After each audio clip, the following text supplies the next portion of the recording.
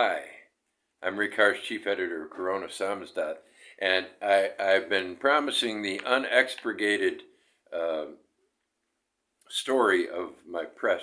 But what one would like to expurgate has been getting more and more serious, and there may be some legal intervention on my behalf because briefly, our former writer, George Salas, has committed libel on Goodreads. Referring to me as the abusive publisher, Rick Harsh. And that is undergoing the beginning of, well, I don't think we could call it litigation yet, but it may get there. And so it's just not, it's nothing to have fun with anymore. It's gotten out of hand. Anybody who reads that, they have no idea who Rick Harsh is, maybe. And if they go there because they want to read Salas's book, they see abusive. Now, most people all that I've talked to, a couple are very angry about it, angry at what he did. But many are dismissive and saying, "Yeah, you're not abusive," And people read things like that and they don't care, but we don't know. And in fact, one person who read it, because it's just a little description of a book that's out of print, and it has two prominent names, George Salas and Chris Villa, who wrote the afterword to the book. And so this guy, we scan. He scanned to see what it was talking about, and then he read this little block of print, and he thought Villa did it, and that Villa wrote it. And, he thought, well, that seems strange and petty and childish. Those were words that he used. And then I wrote him further about it, and he said, "Oh, okay. I thought Chris Villa had written that. No, Chris Villa is a decent man and would never libel anyone. No, it was George Salas libeled me, and it's definitely falls under the rubric of libel. And so I am not in the mood to go on with that right now. I'm just going to do my first of the year presentation of books that are coming out from Corona Samizdat. Probably everything I mention here will be out by early summer. And that's 14 and 2 maybes. Now, the first two that are coming out are first authors, Luke Dellon and Johnny Crewley. And I think these are both very talented young writers. And if our press does anything that matters in the long run, this will be one of them. America and the Cult of the Cactus Boots was the first novel. We're actually bringing out another first novel, which is, I'm trying to check off the ones that I mentioned here, and I just checked off a Jeff Percy book. Okay, so we'll go right to Jeff Percy. I was going to go to Bill Clark. They're both Canadians, so at least we're in one place. Jeff Percy, in addition to being a really great novelist, is a great critic. And he's published a book of criticism, and he's going to publish another one with us. That should be, I don't know, sometime early this year. And Bill Clark, speaking of first novels, his first novel was called White Mythologies. And what is really funny about it is that it's called two novellas. The first of them is like 330 some pages. that's a novella, Bill. But so it goes. So we're going to reprint that because it's out of print, and I don't think a lot of people have read it, and I don't think a lot of people know what a great writer he is. I've been getting messages from the few people who've bought She Sang for Them, She Sang, and they're finding out that this is a master, and so don't overlook these first novels. You may not get. Well, look, I got Joyce holding up this phone.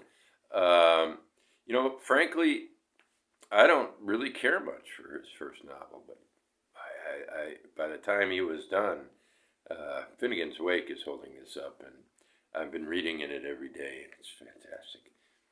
I mean, better than ever. It's improving. We also have coming up. Let's see. Let's go with the repeat authors. Bori Proper's first novel was Cynicism Management, which is an excellent satire.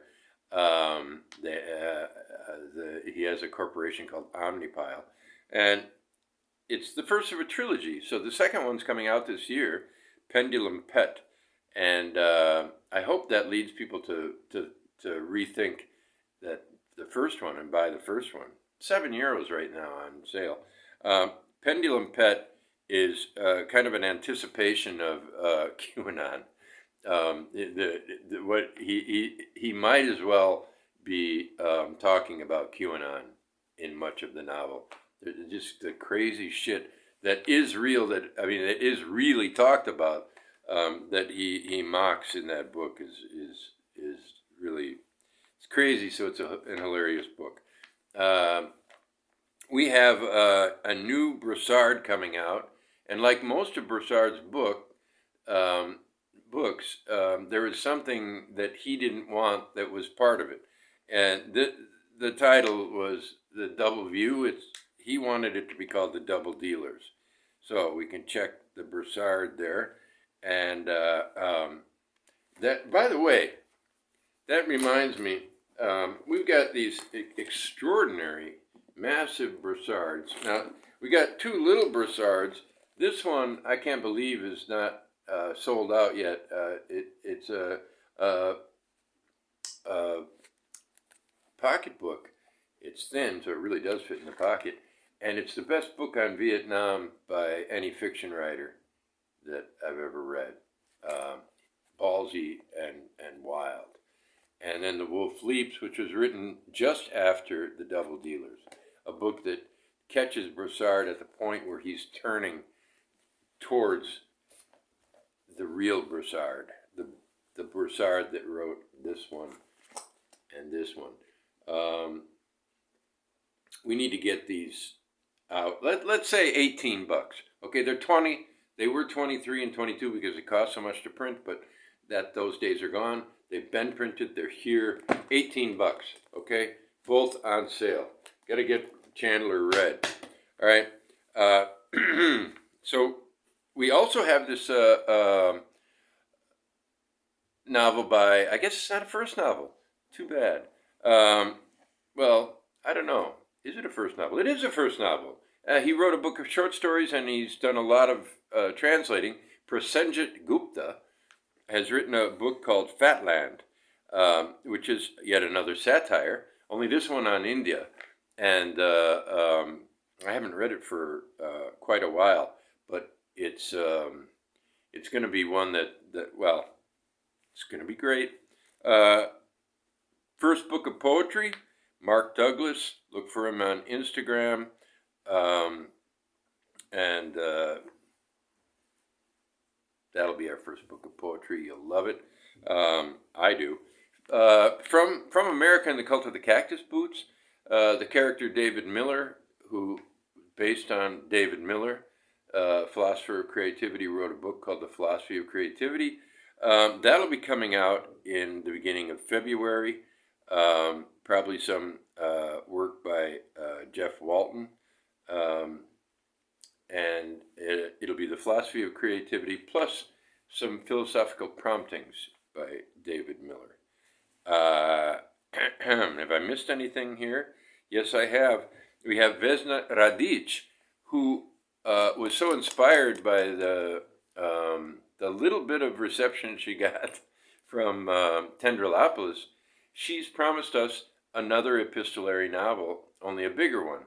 And this I'm really excited about. I don't have any idea what she's up to, but when that woman is inspired, as you'll know from reading Tendrolopolis, it's wild. It's really wild. So another Vesna Radic, probably called the Rado letters, although I don't know if that's definite. That's how she referred to it when she wrote me.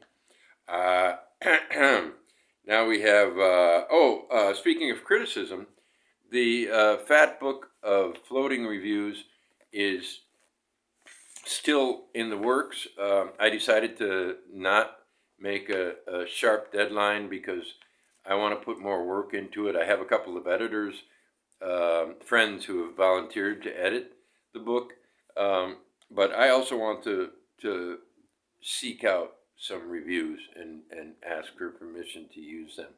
And I'm asking you too. Please contribute. Will you? You know, even Harold Bloom wasn't Harold Bloom. That's a Zen koan.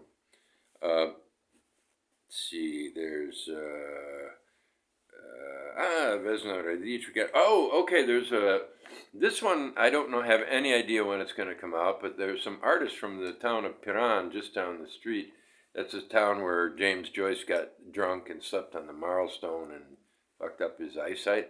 And nobody in the town has done anything about it. You know, there's this is an area of Joyce tourism because we got Trieste over there, Piran over there. Trieste gets a lot of Joyce tourists, but nobody knows about Piran, or very few do. And well, so there, it'll be a book of drawings and so on, and just an art book. The only writing will be an introduction explaining the title, which will be Finnegan Slept Here. And so that's now 14 books. The two very uncertain ones are a novel by David Vardeman. And with David, we know he's writing all the time, but he hasn't finished one that he's liked since about a year since the summer, a year and a half ago. So he may have something this year. And I also may have something this year called The Periplus of Spurtank Road, but I really don't know if I'll be able to finish it this year. So that's what's planned right now. That's 14 books, and with two exceptions, they're all either almost ready or ready now. So we may be publishing a lot of books. I got to call the printer today. In fact, I'm going to do that as soon as I clear this issue up with the YouTube people and so on. So wish us luck. Look forward to a lot of new things and a lot of variety in the coming year. And let me know if you know of something that we should publish. And let me know if you know a lawyer who works from the United States. Thank you.